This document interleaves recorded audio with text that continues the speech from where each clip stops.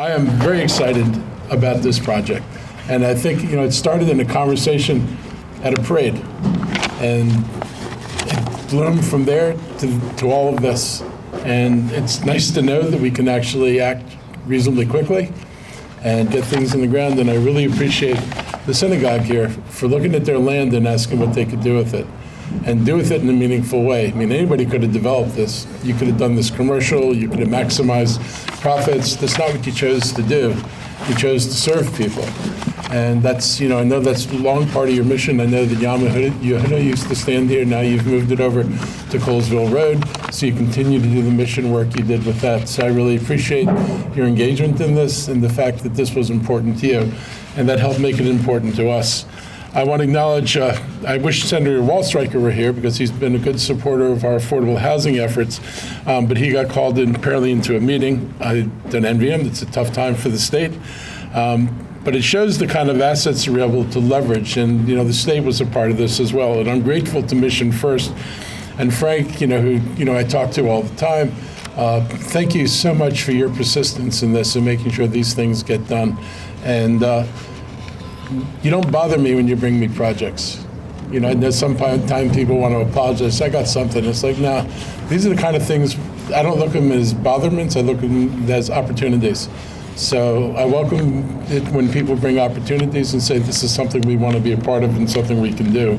And so I really want to thank you for that. And this is something you guys excel in, like the St. Anne's project, 1910 University Boulevard shows that we can work closely with Montgomery County's faith communities to create strong housing options for older residents in the county. And I can't tell you how many times I get asked by older residents, what about housing for us? And they don't mean those incredibly expensive day care centers. They mean housing for people who, can afford these apartments. They're going to be able to afford them. And so you're filling a real gap in the county, and I appreciate that as well.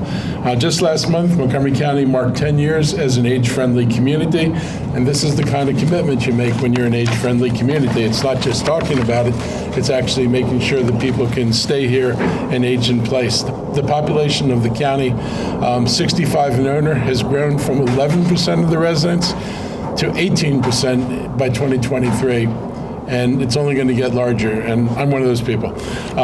Housing is an important piece of meeting these needs, and older adults should have more housing choices than they do right now, and this is helping fill that gap.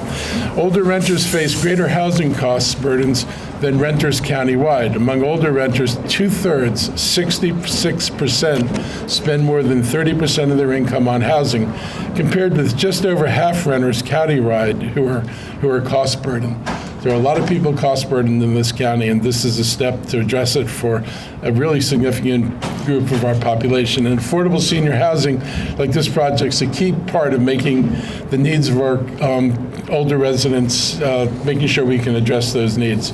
The county's investment in this, we were able to put almost $8 million into financing the project and to support it with a pilot. County loans are often the final key piece of the financing puzzle, closing a funding gap or delivering financial resources at a key moment to move this project forward. And that is why Director Scott Bruton and his team at DHCA provided the acquisition loan to enable Mission First to do this. I really want to, call out my DHCA team. They are really committed to this. You cannot imagine how many projects we bring to them and we find a way to say yes to. And the only thing that limits our yeses is the amount of money we have available to actually do what yes involves. But as long as we've got money, and as long as we have opportunities, we're going to keep spending the money, and we're going to keep taking advantage of these opportunities. One of the most important parts of this project to me is being built in close partnership with the community. This development wouldn't have happened without the support and collaboration of Rabbi Stephen Susan, and I think you got your name right. Close enough? Okay. And Ethan Goldrich and the entire congregation. This project shows how we can create new housing on the University Boulevard corridor that meets the needs of the area residents while working hand in hand with the community. I want to call that part out. Working hand in hand with the community. Not everybody who wants to do this work wants to work hand in hand with the community. A lot of people say, well, anything you try to do in Montgomery County, the NIMBYs are going to come out and stop you. You didn't have that problem. You didn't get stopped. And no agency would have supported stopping this. So people need to stop talking about what they think is the problem and focus on the problem, which is lack of capital to build projects like this.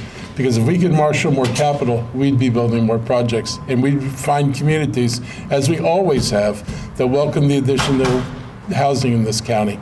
But it means you got to work with people. And that's so glad you understood that from the very beginning.